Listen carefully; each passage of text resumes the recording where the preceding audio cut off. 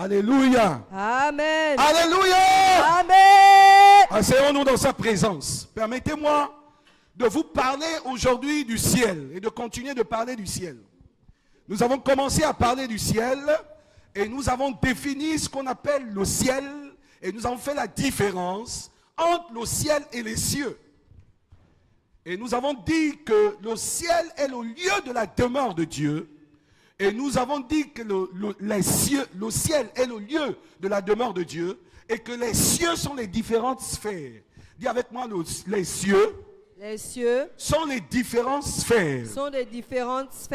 Et dans les sphères, nous avons défini les finances comme étant une terre. Et au-dessus des finances, il y a une sphère qu'on appelle la sphère des finances, qu'on appelle le ciel des finances. Et je vous ai dit que le ciel des finances peut soit être occupé par Dieu, alors là, tu vas vivre la bénédiction parce que l'ange qu'on appelle la bénédiction sera avec toi. Selon Deutéronome au chapitre 28, j'ordonnerai à la bénédiction d'être avec toi. Quand il l'ordonne, il s'agit d'un ange que Dieu dispose d'être avec toi. Et cet ange, la Bible dit, c'est la bénédiction de l'Éternel qui enrichit, elle ne se fait suivre d'aucun chagrin. Donc cet ange va t'ouvrir les opportunités, dites des opportunités divines, à partir desquelles toute ta vie va être basculée. Maintenant, si tes finances sont occupées par quelqu'un d'autre, il peut être occupé par un esprit qu'on appelle dette, un esprit qu'on appelle pauvreté, et un esprit qu'on appelle limitation. Tu vas commencer à rentrer dans des cycles. Parce que l'entité qui occupe tes cieux définit la coloration de ce que tu es. Oh? Ça va? On va développer ça. C'est la deuxième partie de tout l'enseignement que je suis en train de donner. Et dimanche dernier, j'ai parlé du ciel. Je n'avais même pas encore commencé, j'ai parlé du ciel et j'ai défini un peu le ciel, le trône de Dieu. Aujourd'hui, on va essayer de descendre en profondeur et voir un aspect de ce qu'il y a dans le ciel. Parce que quand on parle du ciel, tout le monde voit ce qui est bleu. On dit lève les yeux au ciel et puis tu lèves les yeux et puis tu regardes. Et puis tu vois les nuages. Mais le ciel, ce n'est pas les nuages. Dis à quelqu'un, le ciel, ce n'est pas les nuages. Voilà. Là, voilà, à l'école primaire, on dit que le ciel est bleu. Vous savez, le ciel n'est pas bleu.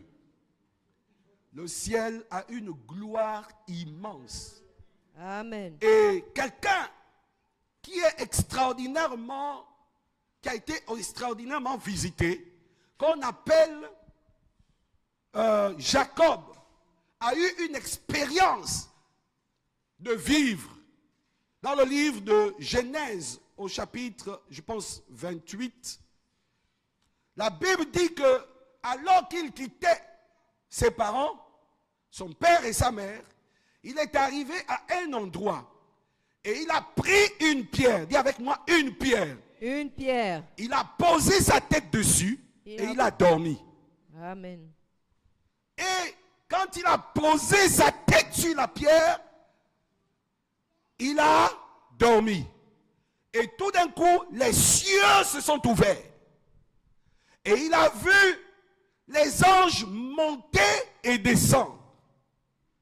Le thème de mon message, c'est notre Père qui est aux cieux.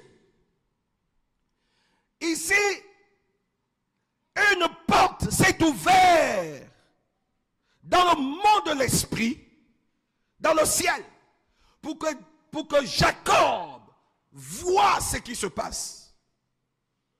Les anges étaient fixés, une échelle était fixée de la terre et montait jusqu'au sommet des cieux.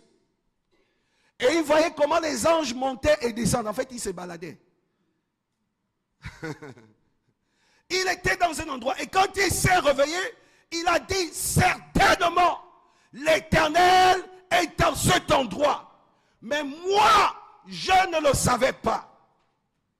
Certainement, l'Éternel est dans cet endroit. Mais moi, je ne le savais pas. Vous savez pourquoi Jacob ne le savait pas? C'est parce qu'il était Jacob.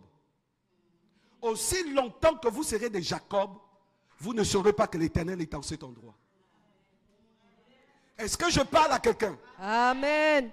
Quand je parle de cet endroit, vous voyez ce bâtiment. Mais je ne suis pas en train de parler d'un bâtiment. Je suis en train de parler d'une dimension d'esprit. Si tu n'es pas élevé dans ton esprit, tu ne peux pas comprendre ce que je suis en train de dire.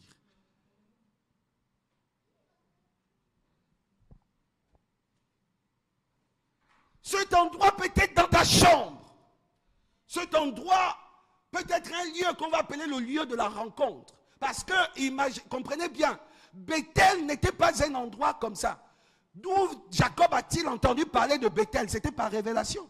Je ne suis pas sûr que nulle part n'est écrit que Isaac l'a expliqué que son grand-père qui s'appelait Abraham avait consacré un endroit qu'il appelait Bethel. Et vous savez, parce que le ciel était fixé à Bethel, et là à Bethel, après sa rencontre, parce qu'il était fils de l'alliance d'Abraham.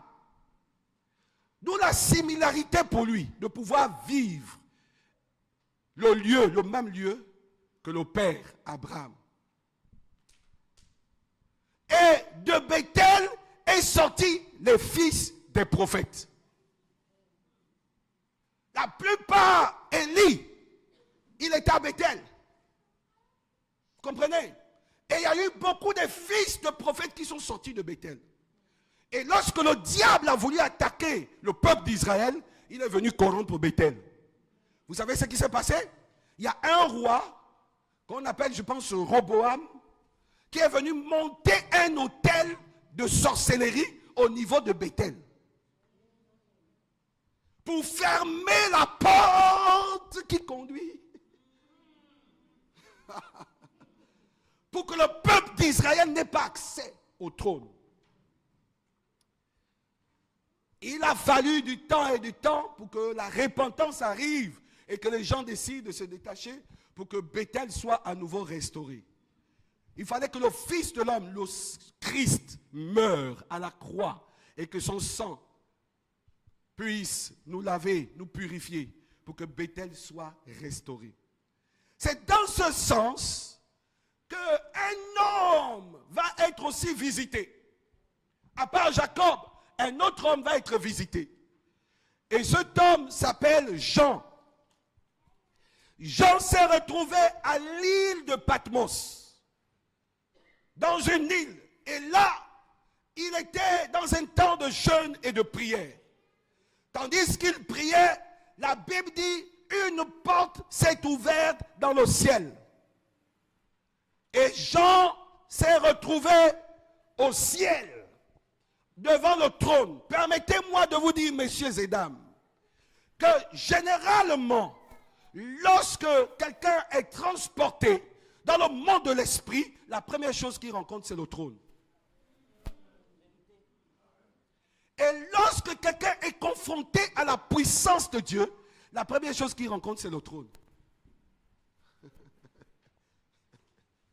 Parce que le trône se trouve, c'est là où Dieu lui-même se tient. Donc, en parlant du ciel, la première chose qu'il y a dans le ciel, quand on y monte, c'est le trône. Nous pouvons voir ça dans le livre de Apocalypse de Jean, au chapitre 5. Au chapitre 4, je veux dire. Apocalypse de Jean, au chapitre 4. Il va nous faire un descriptif du ciel. À partir du verset 1, il dit: Après cela, je regardais et voici une porte était ouverte dans le ciel. Ah, qu'est-ce qui s'est passé? Écoutez-moi bien, regardez-moi un instant, regardez-moi. Dans le ciel, il y a eu une porte. Où il y a des portes. Parce que pour entrer dans le ciel, il faut passer par la porte. C'est pourquoi Jésus a dit, je suis la porte des brebis. Et vas-y, il dit, La première voix que j'avais entendue comme le son d'une trompette et qui me parlait dit, monte ici monte ici et je te ferai voir ce qui doit arriver dans et la je suite. te ferai voir ce qui doit arriver dans la suite des temps. Aussitôt je fus ravi en esprit, et voici, il y avait un trône dans le ciel, et sur ce trône quelqu'un était assis. Celui qui était assis avait l'aspect d'une pierre de jaspe et de sardoine. Et le trône était environné d'un arc-en-ciel semblable à de l'émeraude. Attendez voir. La Bible dit que je vis quoi? Je vis quoi? Qu'est-ce que je vis? Le trône. Et il entendit une voix qui lui dit monte ici. Et dès qu'il est monté, il vit un trône. Dans le Amen. livre d'Ésaïe, au chapitre 6, la Bible dit que l'année de la mort du roi Osia, je vis le Seigneur assis sur un trône. La première chose qui est fixée, qui est référencée dans le ciel, c'est le trône où Dieu lui-même est assis. Amen. Alléluia. Amen. Donc dans le ciel, il y a premièrement quoi? Le trône trône de Dieu. Dieu. Il dit, continue. Celui qui était assis avait l'aspect d'une pierre de jaspe Oui, et de sardoine. oui. Et le trône était environné d'un arc-en-ciel semblable à de l'émeraude. Je vais vous donner un mystère. Regardez-moi un instant. La Bible dit que le trône était environné d'un arc-en-ciel. Vous comprenez? Joseph était un homme qui vivait tout le temps dans la présence de Dieu. Il était connecté au ciel. C'est pourquoi l'inspiration de son père Jacob était de lui faire un vêtement en forme d'arc-en-ciel. Amen. Amen. Pourquoi? Parce que ça révélait ce qu'il était en connexion avec le ciel. Or, Amen. l'arc-en-ciel est le signe de la royauté. Amen. Yes. L'arc-en-ciel, c'est le signe de la royauté. Et donc, ce que je vais vous dire, c'est quoi? Lorsque vous êtes en permanence, en connexion avec le trône, vous serez marqué, vous serez impacté par les Amen. couleurs de l'arc-en-ciel. Qui Amen. feront de vous un être qui va se positionner Amen. dans la suite de temps de votre vie et de votre destinée. Amen. En fait, Dieu va impacter votre vie de Amen. telle sorte qu'elle ne soit plus jamais la même. Amen. Pour être un roi, il faut être avec les rois. Donc si tu es avec le roi des rois tout le temps, il fera de toi un roi. Et donc il te donnera un vêtement en forme d'arc-en-ciel. Amen. C'était juste une parenthèse. Ce n'est pas mon message. Un jour, je vais vous prêcher sur la tenue de Joseph. Allons-y. Autour du trône, je vis 24 trônes. Reprends d'abord le verset avant. Verset 3. Celui qui était assis avait l'aspect d'une pierre de jaspe Il avait l'aspect d'une pierre de japs. et de sardoine. Oui, Et le trône était environné d'un arc-en-ciel oui, semblable à de l'émeraude. oui. Autour du trône, je vis 24 trônes. Et autour du trône, il y avait 24 trônes. C'est-à-dire qu'il y a le trône de Dieu. Ensuite, il y a 24 autres trônes. Et ces 24 trônes-là sont occupés par 24 vieillards. Continue. Et sur ces trônes, 24 vieillards assis. Ils étaient assis. C'était les membres du conseil divin. Écoutez-moi bien. Il arrive des moments où Dieu organise un conseil dans le ciel. Il y a ces 24 vieillards et puis il y a d'autres qu'on va citer tout à l'heure. Les 4 autres vieillards qui sont aussi. Les 24 et les 4 autres. Après, il y a toi qui es censé normalement assister au conseil divin. Je vais vous dire une chose. Un chrétien qui n'a pas la capacité d'assister toutefois que possible au conseil divin ne peut pas entrer dans les voies de la destinée divine. Parce que toutes les décisions qui concernent ta vie sont codées. Amen. Et il faut avoir le secret du code. Et ça, c'est défini au conseil. Regardez-moi un instant. quelqu'un qui souffre tout le temps, qui est malade, qui souffre tout le temps, d'accord? Ça veut dire qu'il y a un code qu'il doit connaître pour sortir de là. Il y a quelque chose que tu n'as pas maîtrisé. Il y a quelque chose que tu n'as pas compris. Mais pour avoir ça, il faut être connecté au conseil divin. Parce que le conseil se tient tous les jours avant le lever de l'aurore, pour définir tout ce qui doit se passer. Donc tu dois être là pour assister au conseil. J'ai vu des chrétiens, ils passent leur temps à subir. Les décisions se prennent sur votre dos. Les décisions se prennent sur vous. Vous n'êtes pas là quand vous n'êtes pas à un conseil. Si on prend une décision, vous subissez la décision. Et puis votre accusateur, Satan, il vient. Parce que lui ne manque pas. Il vient toujours au conseil. Vous savez que Satan assiste au conseil de Dieu. Hein?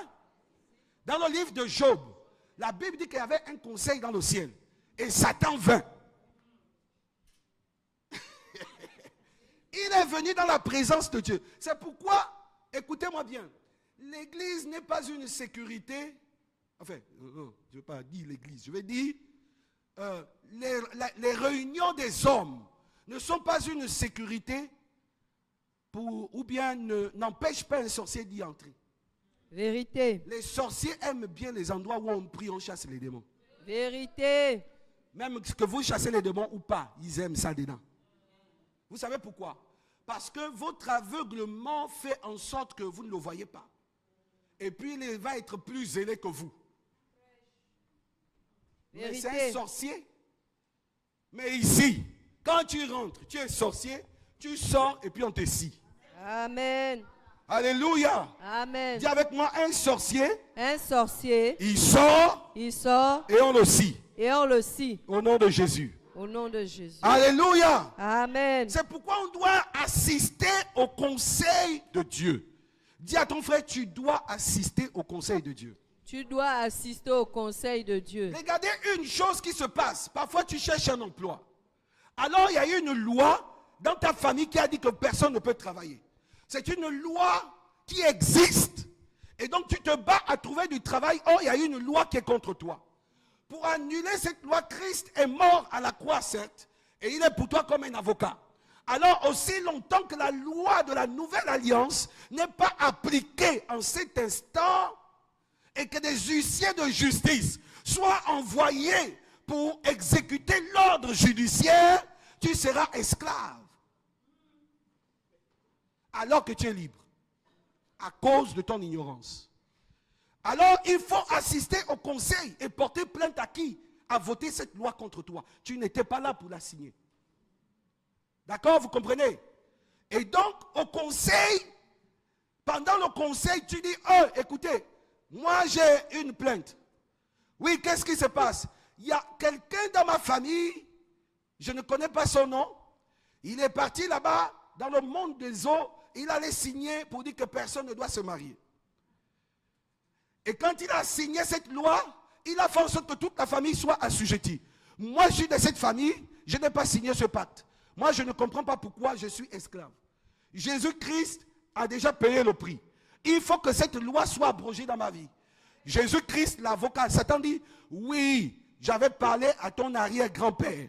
Et ton arrière-grand-père a dit, aujourd'hui, qu'à partir de là, je lui donne le poisson, je lui donne la richesse, et qu'aucune personne dans cette famille ne pourra plus se marier. Ok, d'accord.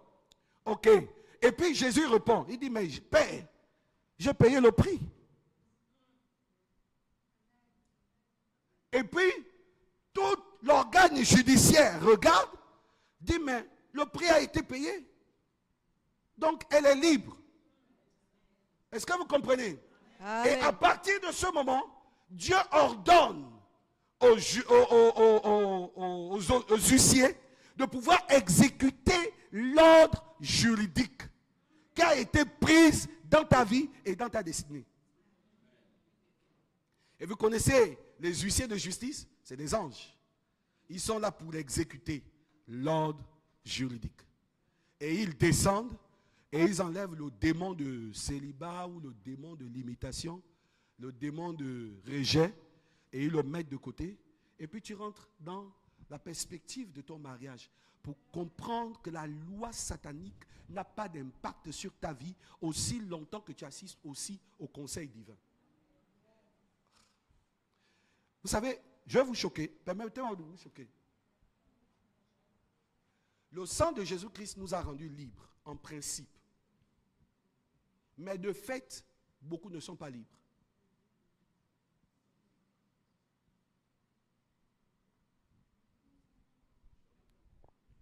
Le sang de Christ nous a rendus libres, en principe. Ça veut dire que le principe fondamental fait que nous sommes libres par le sang de Jésus, le sang de la nouvelle alliance. Nous sommes libres. Mais de fait, concrètement, quand tu regardes ta vie, est-ce que tu es libre? Comment quelqu'un qui a été déclaré libre soit-il encore esclave? Ça veut dire qu'il y a un code qu'il n'a pas compris. Il y a quelque chose qu'il n'a pas compris. Et j'aimerais que l'on comprenne en étant connecté au ciel. Dis à ton frère, sois connecté au ciel. Sois connecté au ciel. Alléluia. Amen. Alléluia. Amen. Maintenant, cette loi-là doit être appliquée. Et donc pour ça, il faut que tu assistes au conseil pour insister devant celui qui détient toutes les lois pour dire que ça doit, moi j'ai été rendu libre. Je vais voir que ma liberté est manifestée. Continue. Il décrit, il dit au verset 4, autour du trône. Au milieu du trône et autour du trône, il y a 4 êtres vivants remplis Dieu devant et derrière. Et regardez, au milieu du trône et autour du trône, 4 êtres vivants. Ils sont à la fois au milieu et autour du trône. Ok? On a dit d'abord il y avait 24 vieillards. Ok? Les 24 vieillards, ils sont là pour assister au conseil. Et ensuite, il y a 4 êtres vivants qui sont au milieu et autour du trône. Allons-y. Le premier être vivant est semblable à un lion. Le premier être vivant est semblable à un lion. Le second être vivant est semblable à un veau. Le second être vivant est semblable à un veau. Le troisième être vivant a la face d'un homme. Le troisième a la face d'un homme. Et le quatrième être vivant est semblable à un aigle qui vole. Et semblable à un aigle qui vole. Cette vision de Jean à l'île de Patmos correspond exactement à la vision d'Ézéchiel. Vous comprenez? Ézéchiel a eu exactement la même vision. Donc les deux visions, je pense à Ézéchiel au chapitre 7, si je ne me trompe pas. Donc la même vision est donnée ici. Qu'est-ce qui se passe? Alors, la Bible dit qu'autour du trône et dans le trône, il y a 4 êtres vivants. C'est quoi ces 4 êtres vivants? Qu'est-ce qu'ils désignent? Tous, autant qu'ils sont, désignent une seule personne, c'est le Fils de l'homme, qui est à la fois autour et à l'intérieur du trône. La Bible dit qu'il est une roue. Selon Ézéchiel, il est une roue dans une roue. Il est autour du trône et il est dans le trône. Alors, qu'est-ce qu'il désigne? La Bible dit que le premier être vivant a la face de quoi? Un lion. Le livre de Matthieu. Lorsqu'on lit le livre de Matthieu, il présente Jésus comme un roi. Et lorsqu'on parle de la symbolique du lion, on voit ici un roi. Jésus-Christ est désigné comme le roi des rois, le Seigneur des seigneurs. Et la Bible dit qu'il dit à Israël, il dit à Juda, il dit au peuple d'Israël, il dit à Juda, il ne manquera jamais personne de ta descendance sur le trône. Est-ce que vous voyez? Et Jésus-Christ a été établi sur le trône de génération en génération jusque dans l'éternité. Jésus est sur le trône. Nous sommes assis ici, mesdames et messieurs, parce que Jésus est sur le trône. Quelqu'un ne me comprend pas. Jésus est sur le trône.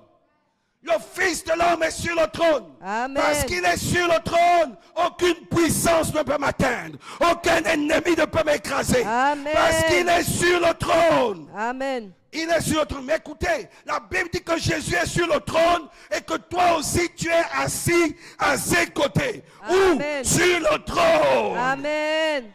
Ce qui se passe, c'est quoi? Quand le Fils de l'homme est assis sur le trône, en dessin du trône, il y a les puissances des ténèbres. Donc, qu'est-ce que Christ fait? Il est assis au-dessus des puissances, au-dessus des dominations, au-dessus des autorités, Amen. au-dessus des pouvoirs, Amen. au-dessus des trônes, Amen. au-dessus de toutes choses. Amen. Le Fils de l'homme est assis sur le trône.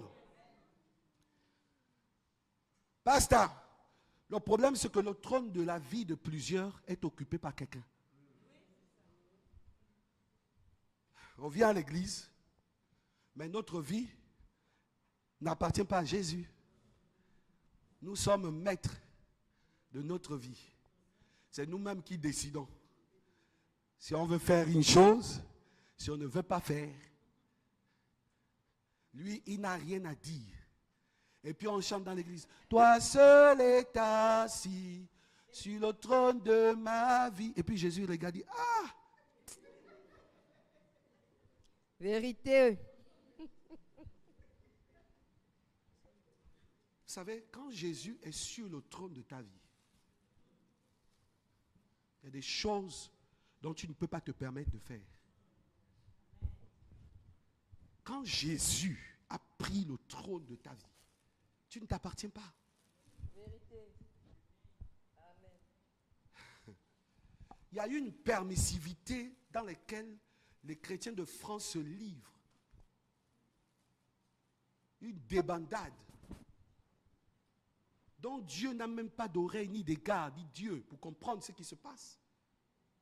Nous confessons Jésus-Christ de la bouche, mais le trône de notre cœur appartient à quelqu'un d'autre. Nous sommes tellement infidèles. On dit que je suis amoureux de Jésus, mais tu n'es pas amoureux de Jésus. Ton cœur n'appartient pas à Jésus.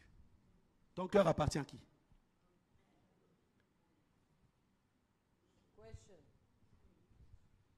Oui, parfois l'argent, le monde, et ce que le monde propose. Ce que la vie du monde propose. La débauche et tout ce qu'il y a.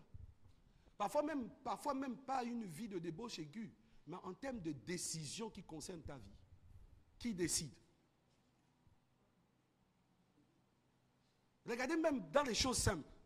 Quand tu te lèves le matin, la première chose que tu fais, c'est que tu prends ton téléphone et puis tu commences à regarder Facebook ou YouTube. C'est-à-dire que tu ordonnes aux réseaux sociaux d'ordonner sur ta vie. Tu commences à regarder tes messages.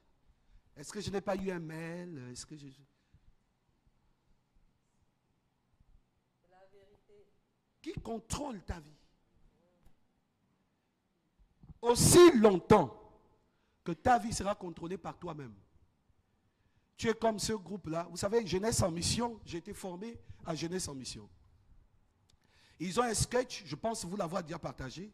Un jour, un groupe de chrétiens, un chrétien, il avait une voiture. Et dans sa voiture, il a embarqué Jésus dedans. Et il a mis de côté. Il a mis Jésus sur le côté passager avant. Et puis, il roulait à un moment donné. Lui-même, il a laissé d'abord Jésus au volant. Au début, quand tu donnes ta vie à Christ. Donc, il a laissé Jésus au volant. Lui, il était côté passager. Ils ont roulé à un moment donné. Et pendant qu'il roulait, il dit à Jésus, s'il te plaît, Jésus, gare un peu. Jésus a garé. Il dit, est-ce que je peux prendre le volant? Jésus dit, ok, il n'y a pas de souci. Jésus s'est mis côté passager. Il a pris le volant. Et puis, il a roulé à un moment donné. Il a roulé un temps. Et tandis qu'il roulait, il voit comme ça un de ses amis là. Oh, ma soeur, dit Jésus, oui, s'il te plaît. Tu peux aller derrière? Je vais prendre mon ami. Et puis, son ami est rentré devant et il a mis Jésus derrière. Et il a continué à rouler. Il voit encore un groupe. Oh, vraiment, ma soeur. Il dit, Jésus, tu peux pousser dans le coin? Et puis Jésus a poussé. Et puis il a fait monter une. Et devant, il a pris la deuxième personne. Donc, ils étaient déjà 3 derrière et 1 devant. Et puis Jésus était dans le coin. Et il a roulé un temps. Après, il a dit à Jésus, s'il te plaît. Il a vu quelqu'un d'autre. Jésus, tu peux descendre? Je vais prendre mon ami dedans. Jésus est descendu. Et il allait devant, boum, il y a eu un accident. Et il a dit, Dieu, pourquoi tu m'as abandonné?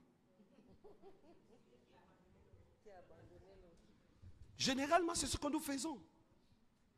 Dieu n'est pas le trône de notre vie. Notre vie est décidée par nous-mêmes. Chacun dit, qui peut me dire quoi? Je décide de ce que je veux faire ou de ce que je ne veux pas faire. C'est pourquoi même dans les décisions les plus importantes de votre vie, vous ne prenez pas soin de pouvoir demander à Dieu s'il est dans votre décision ou pas. C'est la vérité.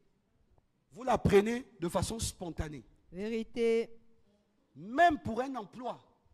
Parfois, vous savez, tu rentres dans un emploi et puis on te licencie le lendemain. Et puis tu dis, ah, l'esprit de rejet. Non, ce n'est pas l'esprit de rejet. Si tu avais posé la question à Dieu, il t'aurait dit que l'emploi dans lequel tu es rentré là, ce n'est pas bon pour toi. Parce qu'il va t'empêcher de me suivre. Et comme le Seigneur sait que cet emploi va t'empêcher de le suivre, il fait en sorte qu'on te licencie. Donc si tu l'avais posé la question, il t'aurait dit non. Mais par contre, reste, attends 2-3 jours. Je vais t'ouvrir une porte plus excellente. Alléluia. Alléluia. Amen. Qui est assis sur le trône de ta vie? Le deuxième être vivant avait la forme d'un veau. D'un veau. Ici, un veau, c'est la symbolique sur le livre de Marc. On présente Jésus comme étant un serviteur. Vous savez, Dieu n'a pas besoin des gens qui sont pleins d'eux-mêmes.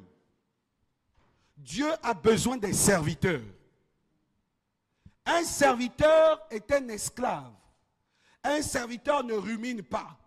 Mon fils, le pasteur Lamarck, a prêché mercredi. Je ne sais pas si les gens ont suivi cet enseignement.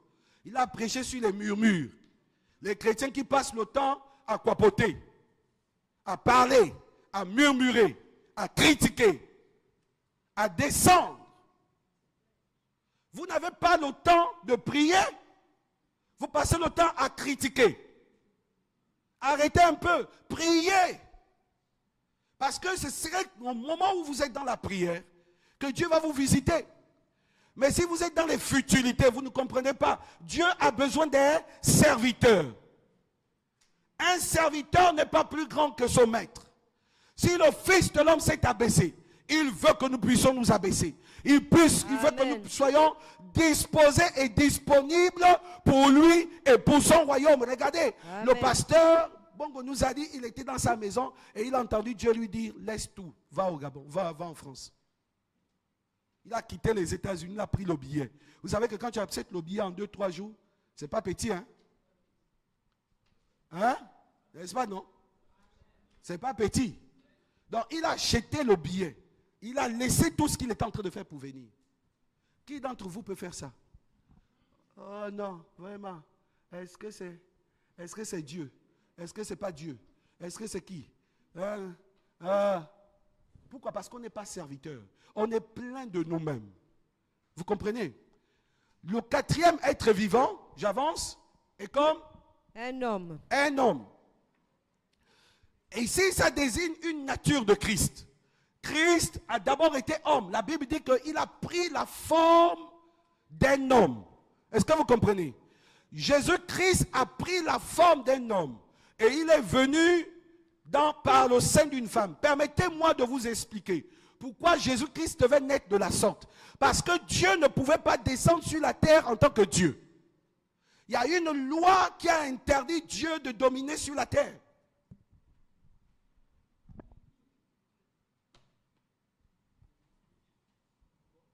Il y a une loi qui a interdit Dieu de dominer sur la terre en tant que Dieu.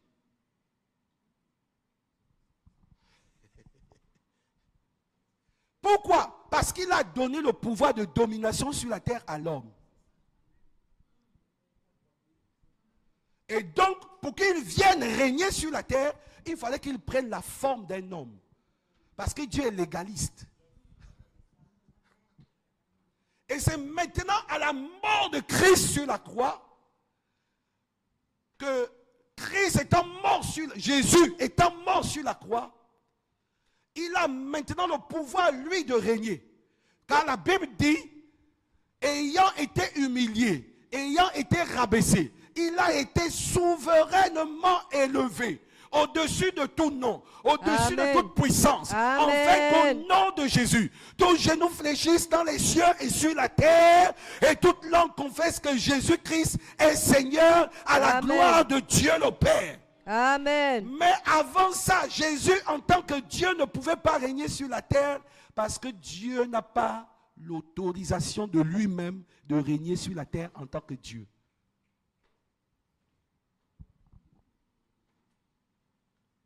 Quelqu'un comprend quelque chose?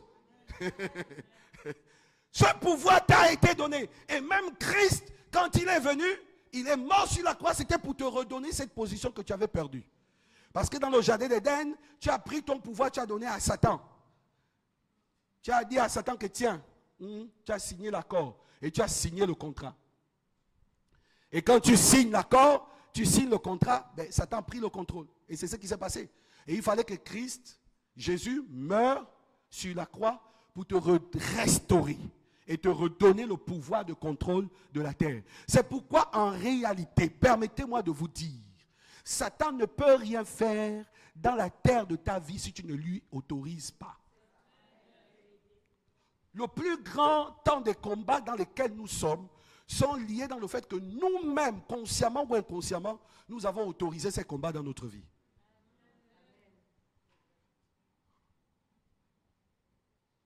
Parce que tu as la clé de décider de ce que tu veux ou tu ne veux pas. Est-ce qu'on peut avancer? Le dernier, être vivant. Semblable à un aigle. Semblable à un aigle. Ici, on présente Jésus-Christ en tant que Dieu. Jésus est Dieu. Vous savez, il y a les TGV. Les uns de l'autre côté là-bas, ils disent que Jésus n'est pas Dieu. Alors, vous me démontrez que Jésus n'est pas Dieu, mais moi je vais vous démontrer que Jésus est Dieu. C'est lui qui a fait toutes choses. La Bible dit que tout a été fait par sa parole puissante. Les visibles et les invisibles. Trône, dignité, domination, autorité. Tout a été fait par lui et pour lui. Amen. Vous me démontrez que Jésus n'est pas Dieu. Je vous démontrerai la grandeur de Dieu, non pas avec la tchatch. Parce que le royaume des cieux ne consiste pas dans la tchatch, mais dans une démonstration de Dieu en termes de puissance et de manifestation de grâce et de pouvoir sur la terre des hommes. C'est ce qu'on appelle le miracle. Le miracle, c'est l'intervention de Dieu dans une question humaine. Là où les médecins, les scientifiques ont dit que c'est fini, c'est terminé, plus rien ne peut se passer. Le Seigneur dit, ok, je vous annonce une bonne nouvelle. Je suis là pour que ce qui a été dit, que ça ne se passe pas, se tienne. Est-ce que vous comprenez? Amen. Est-ce que vous comprenez? Amen. Quand l'une de mes filles ici avait un trou au niveau de la paroi de l'utérus et qu'elle saignait pendant plusieurs années, les médecins pendant 10 ans ont cherché la solution. Les médicaments ici, les médicaments à gauche, rien à faire. 7 jours de prière ont suffi en fait de régler un problème de 10 ans. 7 jours de prière. Aujourd'hui, c'est fini. Hein? Pourquoi? Parce que Dieu a la capacité d'intervenir de façon surnaturelle sur la question humaine. Parce qu'il est Dieu. Jésus-Christ est Dieu. Au nom de Jésus, les démons sont chassés, les malades sont guéris. Donnez-moi un nom. Est-ce qu'un jour maman a ressuscité un mort? Vous avez lu le Coran un jour? Qui a lu le Coran un jour? Oh oui, mon fils. Il a été père et mère. Dis-moi un peu. Maman a ressuscité un mort un jour? Mais mon Jésus a ressuscité un mort? Moi, quand je discute avec les musulmans, je leur dis, parce que dans le Coran, il est dit que Issa existe. D'accord? Jésus existe. J'ai dit, bon, dites-moi un peu. Mieux vaut-il croire à quelqu'un qui est mort et ressuscité ou de croire en quelqu'un qui est mort pour toujours? Parce qu'ils croient que Jésus est mort et ressuscité. Et ils disent même qu'il revient. Dans le Coran, c'est dit que Jésus revient. Mais attends, comment on peut croire à quelqu'un qui est mort et ressuscité et croire qu'il revient et ne pas croire en lui?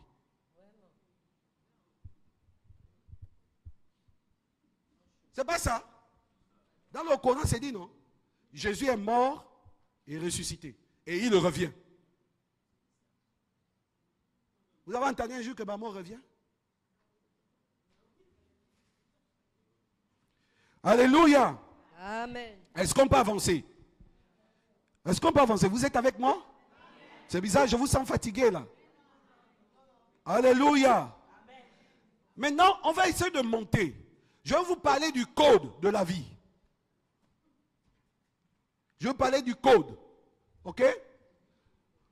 Le chapitre 5 nous dit ceci. Verset 1. Chapitre 7, verset 1. Après cela, je vis 4 anges debout aux 4 coins de la terre. Ok. 4 anges debout aux 4 coins de la terre. Continue. Ils retenaient les 4 vents de la terre. Il retenait les 4 vents de la terre. Afin qu'il ne soufflât point de vent sur la terre, Ok. ni sur la mer, Oui. ni sur aucun arbre. Oui. Et je vis un autre ange qui montait du côté du soleil levant et qui tenait le sceau du Dieu Nous sommes vivant. sur l'Apocalypse au chapitre 5. 7. Non. 5. Apocalypse 5, verset 1. Oui. Puis je vis dans la main droite de celui qui était assis sur le trône Oui. un livre écrit en dedans et en dehors. Donc, on a un trône et il y a quelqu'un qui est assis sur le trône. Et celui qui est assis sur le trône, c'est le Fils de l'homme. Il s'agit de Dieu lui-même et de Jésus-Christ en même temps. Vous comprenez? Parce que Jésus est assis sur le trône, Dieu le Père est assis sur le trône. Il est dans le Père et le Père est en lui. Le Fils de l'homme est dans le Père et le Père est en lui. C'est une question d'une roue dans une roue. La Bible dit que Père, Fils et Saint-Esprit sont un. Le principe de la loi de la Trinité ne veut pas dire qu'il y a 3 dieux. Il y a 3 dieux sur la terre, c'est faux. Il n'y a pas 3 dieux. Il y a un seul Dieu qui est révélé en 3 dimensions. Le Père, Fils et Saint-Esprit. C'est pourquoi lorsqu'on parle, par exemple, on dit Maman Audrey est Audrey corps, Audrey âme, Audrey esprit. Il n'y en a pas 3, il n'y en a qu'une seule personne. Parce que nous sommes faits et conçus à l'image de Dieu. Et Dieu a disposé dans notre être des sceaux. Lis ce qui est écrit, allons-y. Sur le trône, un livre écrit en Sur dedans. le trône, un livre est écrit. En dedans. En dedans et en dehors. Scellé de 7 sceaux. Scellé de 7 sceaux. Écoutez-moi bien. Sur le trône, il y avait un livre où c'était écrit en dedans et en dehors. Il n'est pas d'abord dit en dehors, il est écrit en dedans. Parce que ce qui est en dehors est la manifestation de ce qui est en dedans. Amen. Et que ce qui est en dedans, c'est la dimension de l'esprit. Amen. Parce que Dieu a écrit ton histoire, a écrit la révélation de ta vie, a Amen. écrit ta destinée, a écrit là où tu dois aller. Amen. Tout est inscrit dans l'univers de l'esprit. C'est inscrit dans ton esprit. Amen. Beaucoup de ceux qui se battent parce qu'ils ne savent pas ce qui est écrit dans leur esprit. C'est pourquoi Jésus, en tant que Dieu, lorsqu'il est arrivé sur la terre, la première chose qu'il a faite, il a ouvert le livre et il trouva ce qui était écrit dans son esprit. La Bible dit, il ouvra le livre, il dit, l'Esprit du Seigneur, l'Éternel est sur moi, car il m'a oint il déclina sa mission. La mission se trouvait dans son esprit. Amen. Maintenant, ce qui est écrit en dehors, c'est la manifestation. Écoutez-moi bien, il y a des gens qui manifestent et qui révèlent ce qui ne correspond pas à ce qui est écrit dans leur esprit. C'est vrai.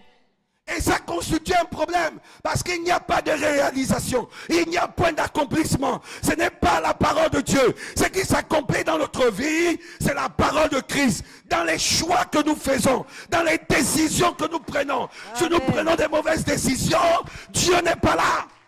Amen. Est-ce que quelqu'un comprend quelque chose? Amen. Je vis un livre écrit et ce livre était tenu par Dieu. Il est celui qui tient toutes choses dans ses mains. Il tient ta vie dans ses mains. Il tient ta destinée dans ses mains. Quoi Amen. que tu fasses, tu es obligé de faire avec lui. Amen. Maintenant, si tu ne fais pas avec lui,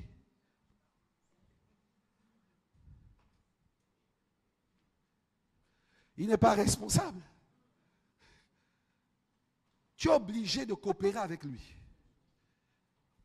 Parce que tout est inscrit dans le livre. Avant que tu ne viennes sur la terre. Il dit à Jérémie, avant que tu ne viennes sur la terre, je te connaissais déjà. Attendez un peu. Jérémie était où? Avant qu'il ne vienne sur la terre. Il était où? Il était dans le livre de l'esprit. Et il nageait là-bas. Il a fait comme ce que Jacob a vu. Il a vu les anges qui montaient et qui descendaient. Donc quand il est rentré là-bas, il a même vu Jérémie.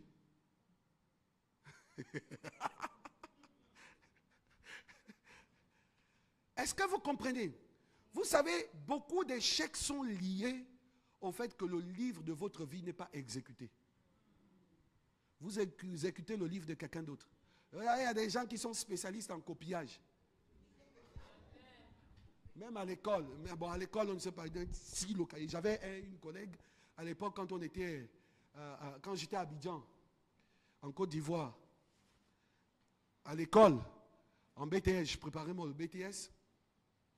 Et puis, on avait une collègue, une de nos collègues. Et pendant les exercices, les devoirs, alors elle tire ton papier. Et puis elle copie. Au moment où tu es en train de faire le temps, tu veux lâcher tu es énervé, mais tu ne sais pas quoi faire. Tu es énervé. Elle tire ton cahier et commence à copier. Elle faisait ça à tout le monde. Est-ce que vous comprenez? Vous ne pouvez pas écrire l'histoire de quelqu'un d'autre. Nous ne sommes pas arrivés sur la terre pour écrire l'histoire de quelqu'un d'autre. Il y a une histoire que Dieu a définie pour ta vie. Amen. Le problème, c'est que tu ne connais pas ton histoire. Tu ne sais pas où Dieu est en train de t'amener. C'est donc qu'il est écrit, Jérémie 29, 11. Car je connais les projets que j'ai formés pour toi. Projets de paix et non de malheur. Pour te donner un avenir plein d'espérance. Le problème, c'est que nous n'épousons pas le projet de Dieu, mais nous épousons nos propres projets, nos propres desseins, nos propres pensées. Et nous mettons Dieu pour dire que, pourquoi c'est arrivé? Parce que tu as fait le choix. Vérité. Ce n'est pas Dieu. Il t'a dit, viens vers moi. Et je te donne le livre. Alléluia. Il tenait un livre. Et dans ce livre, il y avait 7 sceaux. Et je vais terminer mon message par là. Dans ce livre, il y avait 7 sceaux.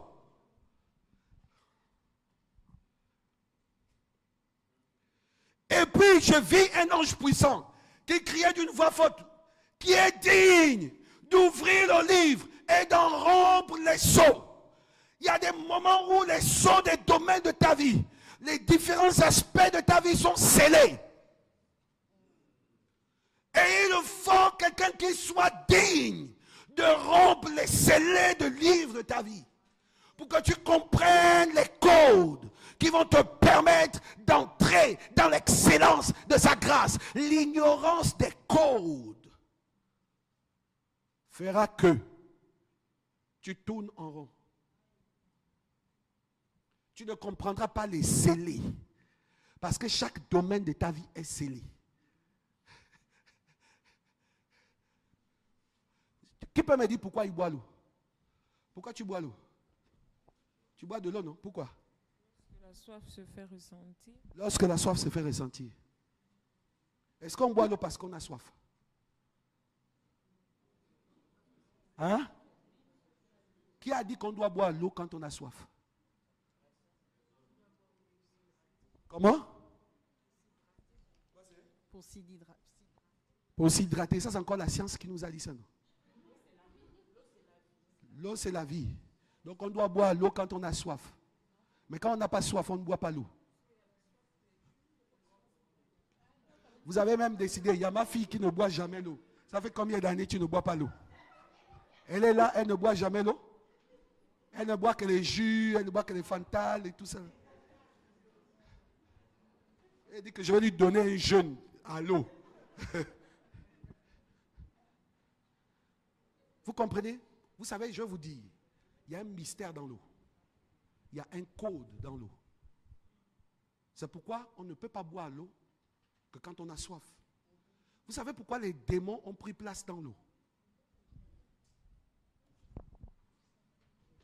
C'est parce que l'eau est l'objet de ton existence. Tu es là parce que l'eau existe. C'est l'eau qui est la source. La terre a été formée à partir de l'eau. Et on a pris la poussière là, on t'a formé. C'est pourquoi l'un des codes de l'eau, c'est que si quelqu'un est malade et que je lui donne l'eau, il boit, il est guéri. Pourquoi? Parce que la puissance de l'œuvre de la création qui se constitue à l'intérieur de l'eau le restaure.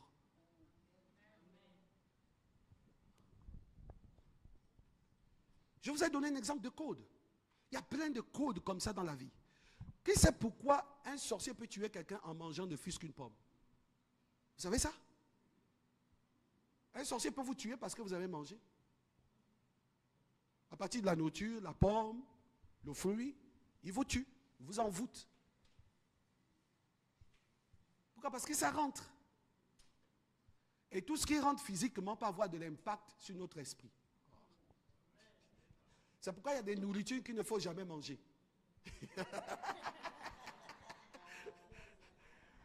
Alléluia. Amen. Il y a des nourritures qu'il ne faut jamais manger. Hein? Ah là, c'est chacun. Parce que ça alourdit votre corps. Vous savez, chez moi en Côte d'Ivoire, moi je suis ivoirien. Chez moi en Côte d'Ivoire, il y a ce qu'ils appellent le foutou. Le foutou, là, c'est un mélange de la banane, de l'igname, et puis quoi encore là? Le manioc. On pile ça bien là. Ça, c'est un somnifère. Quand tu as fini de manger ça, tu dors automatiquement. Donc, si tu sais que tu as une veillée de prière et que tu es en train de gronder Satan, ne mange pas le foutou. Parce que tu es sûr que quand tu vas finir ça, tu vas te réveiller, il sera 6 heures du matin. Un jour, nous étions avec des amis, des frères, et puis on était allé assister une soeur qui avait perdu son parent. On est resté quelque temps, on a dit non, là, on rentre là. Satan aura chaud, on va le taper, non, le diable, non, on va prier toute la nuit aujourd'hui. Hein, mes frères, oui, on rentre là, on fait veiller de prière, on prie. On est arrivé, un frère a dit, est-ce qu'on peut manger un peu? Il dit que, ok, il n'y a pas de mangeons. Dès qu'on a fini de manger là, on a parlé un peu, et puis quelqu'un a dit, bon, on se repose et puis on se réveille. Dès qu'on a dormi, on s'est réveillé, il était 6 heures du matin. Ah, on a raté la prière, Satan était menteur. Alléluia. Vous voyez un peu? Donc, il y a des nourritures qu'il ne faut pas manger. Et le manioc, vous savez, on était à Koulamoutou, donc dans une province du Gabon. Donc, cette province-là a la particularité de faire un type de manioc. Après une semaine, il faut utiliser la hache pour le couper. Tellement il devient dur. Mais il est lourd. Lourd, un manioc lourd. Et quand on a fini de manger ça, on s'est retrouvé, il était 6 heures du matin. Donc il y a certaines nourritures qui ne favorisent pas le mouvement de l'esprit. Vous comprenez? C'est pourquoi Daniel, on dit le jeûne de Daniel, ce n'est pas le jeûne de Daniel. Daniel a juste obéi à un code. Manger les légumes et les fruits pendant 21 jours. Ça assouplissait son esprit pour lui permettre d'effectuer le voyage. Est-ce que quelqu'un comprend quelque chose? Il y a des révélations que tu ne peux pas avoir en ronflant. Parce que même quand tu ronfles, tu fais le bruit. Et l'ange est même dérangé. Il ne peut même pas venir. Donc s'il y a quelqu'un qui ronfle à côté de toi, bouge-le un peu comme ça. Coucou, coucou. Parce que sinon il va chasser les anges. Non, je blague, rassurez-vous. C'est mon fils, le pasteur Landry, qui dit que là, les clients de la RATP ont eu chaud. Mon fils, le pasteur Landry, quand il rentre dans le train, il s'arrange à être dans le coin. Parce que s'il est au milieu des gens, tout le monde va le regarder. Alléluia. Donc la vie est faite des codes. Dis à quelqu'un, la vie est faite des codes. La vie est faite des codes. Et il y a des scellés. Il dit, qui est digne d'ouvrir le livre et d'en rompre les sceaux. Et la Bible dit, personne dans le ciel, ni sur la terre, ni sous la terre, ne peut ouvrir le livre ni le regarder. Écoutez-moi bien, personne n'a la capacité d'ouvrir le livre. Même toi-même, tu ne peux pas ouvrir le livre qui concerne ta vie et le regarder. Parce que toi-même, quand tu prends ta vie, tu regrettes. Oh yo, j'étais si vraiment, si j'avais fait autrement, oh, si j'avais fait des choix comme ceci. Oh, tu ne peux même pas regarder parce que tu es dans les regrets, tu es dans les tourments, tu es dans ceci, tu es dans les choses. Dieu même, il te regarde, il dit, mais non. Parce que tu ne peux pas comprendre le dessin de ta vie. Tu ne peux pas comprendre pourquoi tu es arrivé là où tu es. Or, là où tu es arrivé, là où tu es, est défini par un code. Tu n'as pas compris un code. Et tu as pris un autre code à la place d'un autre code qui t'a amené là où tu te trouves. Si nous sommes ici en France, pour aller quelque part, il faut donner une adresse, n'est-ce pas? Si tu donnes une adresse, par exemple, pour venir au 37 rue de Lycée, tu mets 49 rue de Colombe. Ce n'est pas la même chose? La voiture va t'amener ailleurs. Je termine en disant ceci.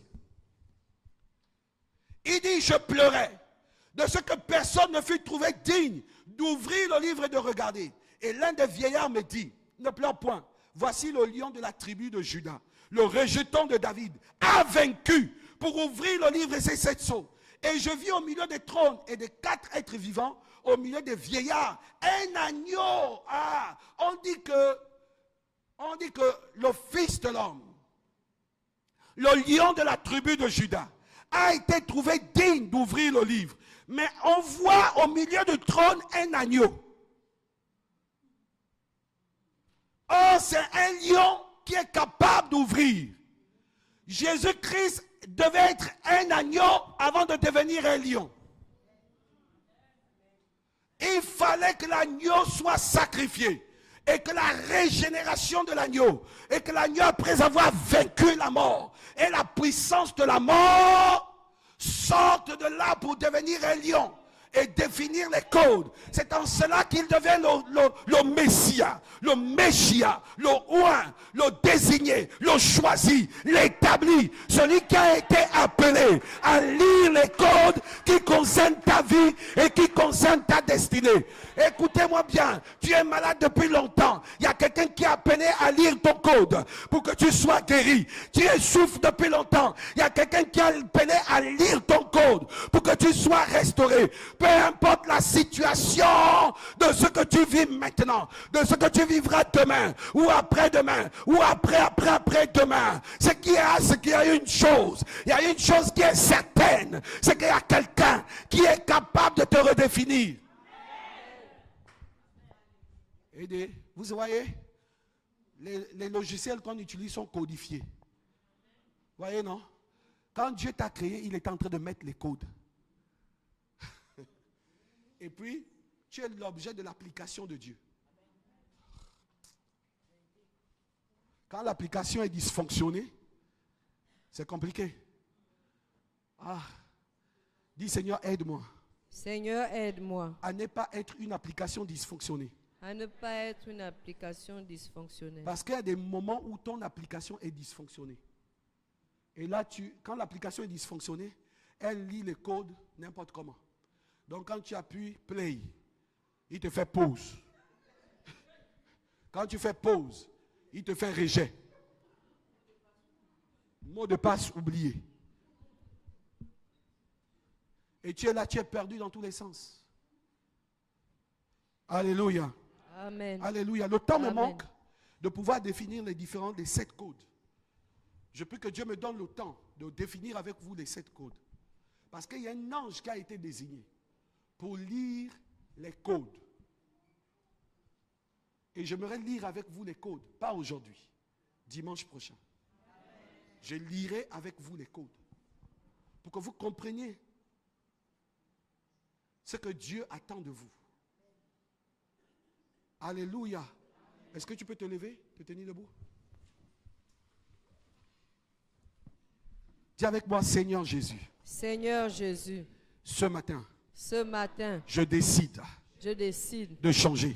de changer. Seigneur, Seigneur, révèle les codes révèle les codes qui concernent ma vie et ma destinée. qui concernent ma vie et ma destinée. Révèle les codes. Révèle les codes. Est-ce que vous savez que le prophétisme est lié à la décortication des codes?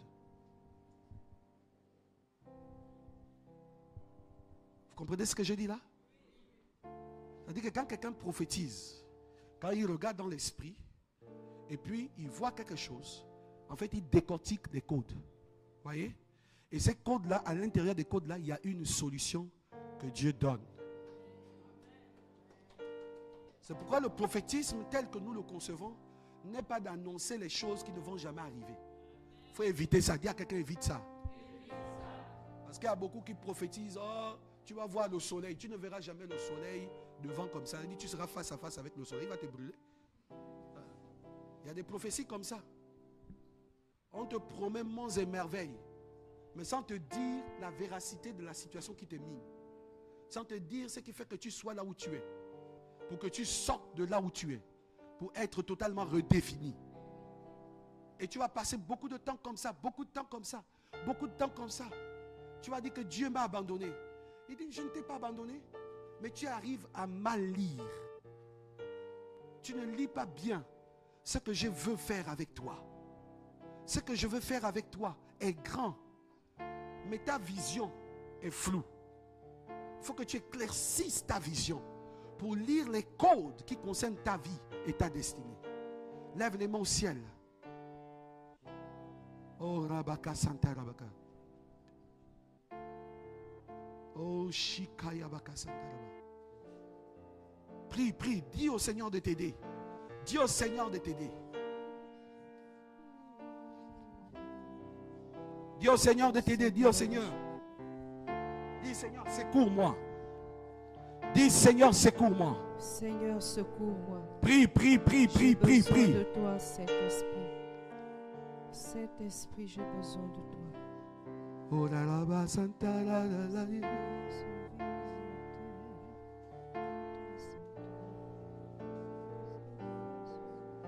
Prie, prie, prie. Dis au Seigneur de faire quelque chose. Ne reste pas sur la terre.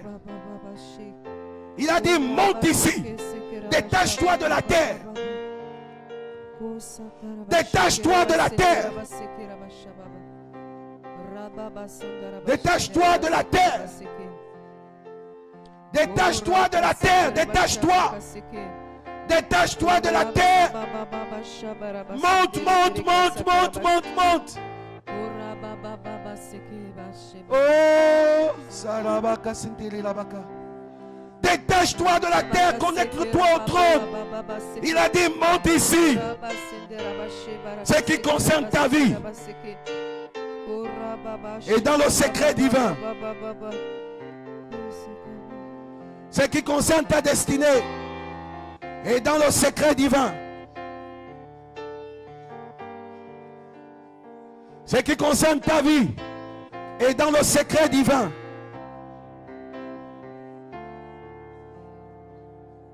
Ce qui concerne ta marche est dans le secret divin.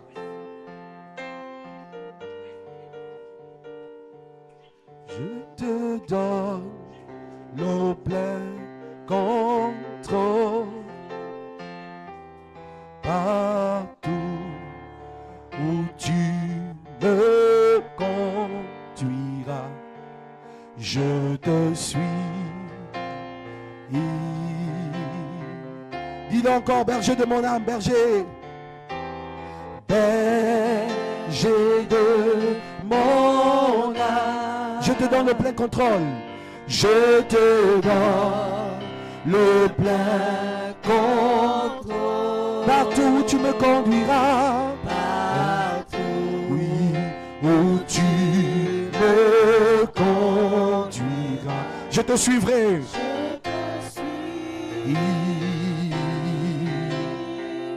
Oh, moi j'ai fait mon choix. J'ai fait mon choix. Je veux suivre ta voie. Je veux suivre ta voie. Partout où tu me conduiras.